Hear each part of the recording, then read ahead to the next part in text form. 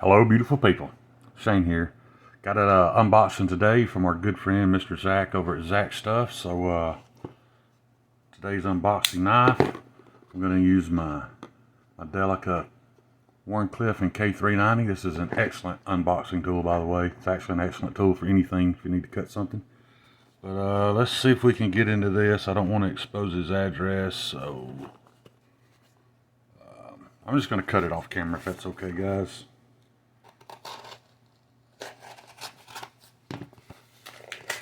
So what we got in here, looks like Mr. Zach's a fan of the packing peanuts. That's okay. It's always better to ship safe. Something I've learned recently. I've not always been good at. Let's see what we got here. I'm sure you guys knew as soon as I said it from Zach Stuff that it was going to be a trusty Benchmade pocket knife, and of course it is. And this is something that I was kind of excited to look at and talk about. As you can see on the box, it says right there, it's the Benchmade Redoubt. When I talked to Zach about borrowing this knife, I made kind of a strange request. By strange, I mean I didn't go the popular route, and that's awesome. Guys, this DSKFS thing, in case you don't know, it's a motto Zach came up with. It's do something kind for someone.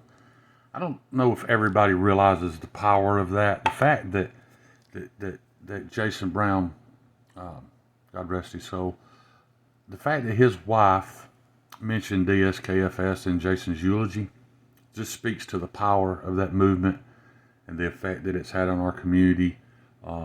Zach should be more than proud, man. That's an incredible thing.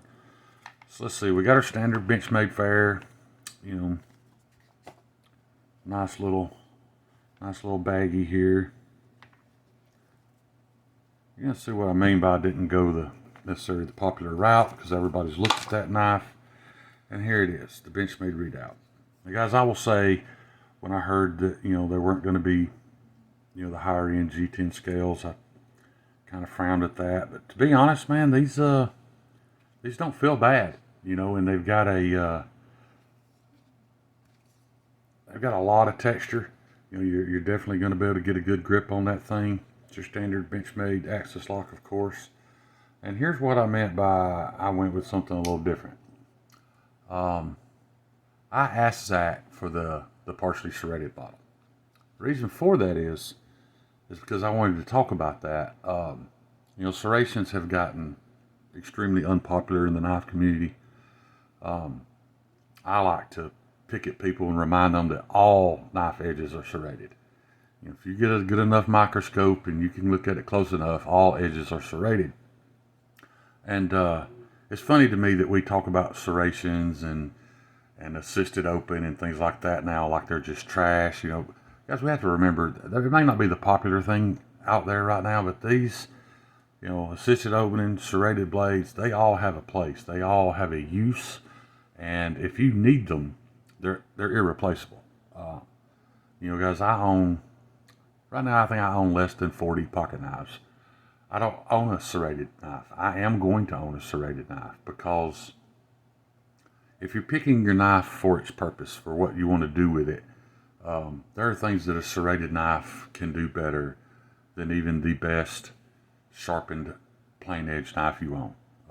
If you're cutting a lot of fibrous material, rope, things like that, a serrated edge is just going to do it way, way better.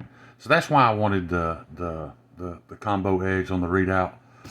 There's already been a lot of videos made about this knife, and I will say one thing.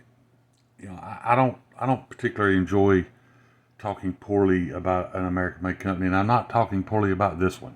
I just want to say that even just upon first impression and knowing what the knife sells for, that even in Benchmade's CPM D2, pause on that subject for a moment, because guys, Benchmade's D2 is not the D2 you've been getting from Civivi and Kaiser and whatever other foreign knife company. Benchmade CPM D2 is actually a really good steel. So it's not like you're getting a budget steel or you're getting an inferior steel. This is a really good steel. I guarantee you this will outcut most overseas M390 you own. I'll say all of it, but most of it. But that being said, this knife's somewhere around $160. The only way we can fix that, guys, as bad as I hate to say it, is the only feedback Benchmade is going to get is sales. If the knife doesn't sell at $160, they're going to have to do something. And they need to, because, guys, here in the next couple of weeks, Spyderco is releasing a Mannix 2, not this one, but a knife that looks just like this with brown scales and 15V that was done with a heat treat. It was in conjunction with Big Brown Bear. If you're a steel nerd, you know anything about Triple B, you know that knife's going to be excellent. It's $156. You know, it'd be hard for me to pay $160 for this if I can buy that knife in better materials with a somewhat custom heat treat for a few dollars less. You know, am I telling you not to go out and buy the Redoubt? No, I'm not, man. If this knife appeals to you, it's gonna be a fine pocket knife. I guarantee it. It's gonna be a good one.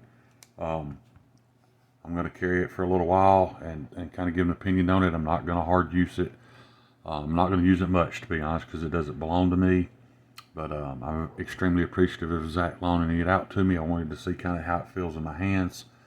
I can tell you this texturing was a great idea for the majority of knife users out there, for guys that are going to use this to work.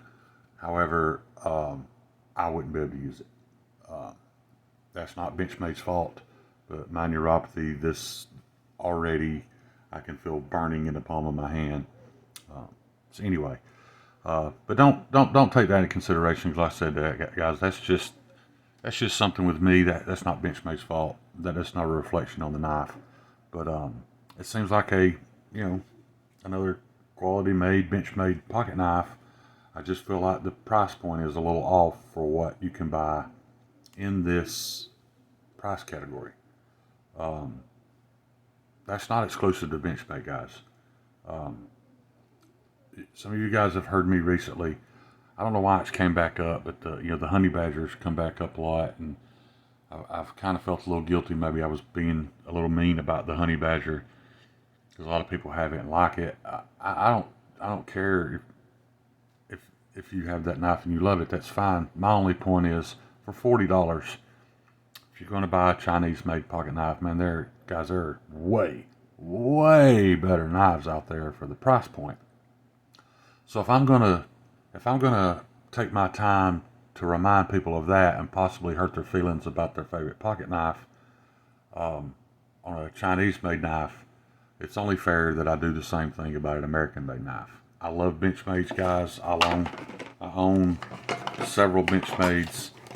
Benchmade makes some of the finest pocket knives in the world, in my opinion. You know, they do a great job.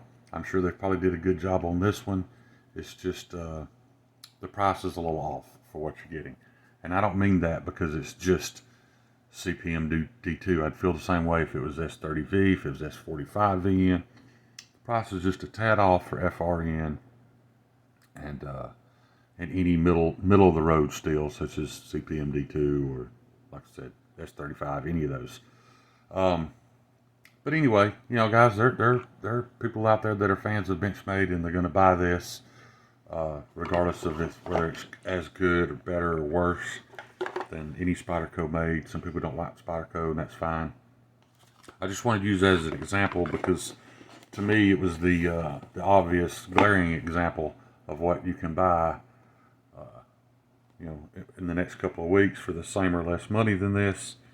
But I feel like this was kind of this knife has the Benchmade Freak vibes to me, so I kind of feel like that's where they were headed with it, as a replacement for the Freak. But let's all face it, guys, any of us who have owned a Freak, that knife didn't need replacing. It didn't need revamped. It was a excellent pocket knife to begin with.